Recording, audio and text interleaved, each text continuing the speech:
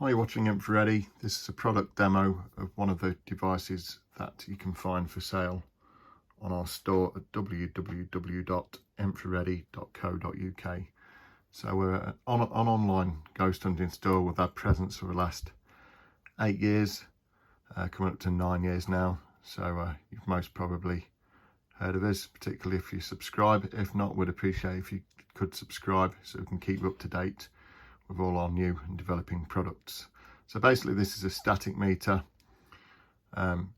So it's known as an E-field meter, so it's looking at the static electricity in the air and it's looking to indicate whether that's a positive or a negative field. It's also got a toggle for a buzzer on the positive field, because most static meters only have one light, which usually indicate the positive field only. So it's often a question we get, well, why has it got two lights? It's just to allow you to distinguish between whether you're sensing a rising or a positive field or falling and negative field, particularly as spirits come closer or move away from the antenna. So it's got a very, very long antenna, but we'll keep it at quite short range at the minute. So to ground the device, you can hold the antenna whilst you turn it on.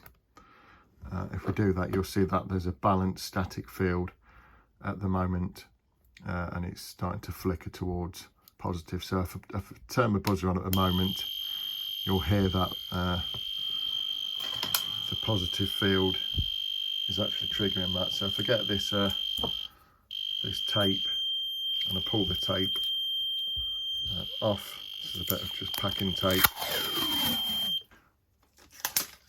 so you can see already that if I move that backwards and forwards, so I've got a positive, negative. Oh, you can't really see that on the, move it closer. So you can see it trigger to positive now, or negative when I move it away. And if it's balanced, it'll sit in the middle. As was suggested, you can turn the alarm off, so it just triggers the LEDs.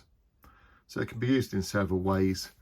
So you can just basically use it to observe a locked off area. So you set up a camcorder, and then if you get any triggers on other devices, you can also see, if you recorded this in the same shot, you can see whether or not the indication on the static meter has also changed, which is very good.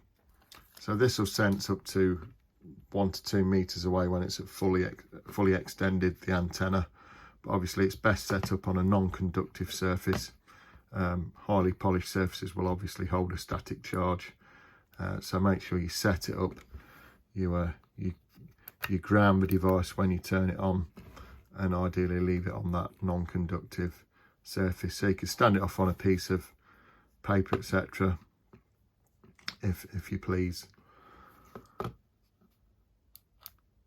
So it's really easy to use. At the back of the device there's a 9 volt battery, which is you've got the cover in place as well. So you can also use it in a different fashion. You can leave the device set up, and then you can ask the spirit to interact with the device and change the state of the device. So you could call out and ask the spirits to change it to a positive field or then to a negative field.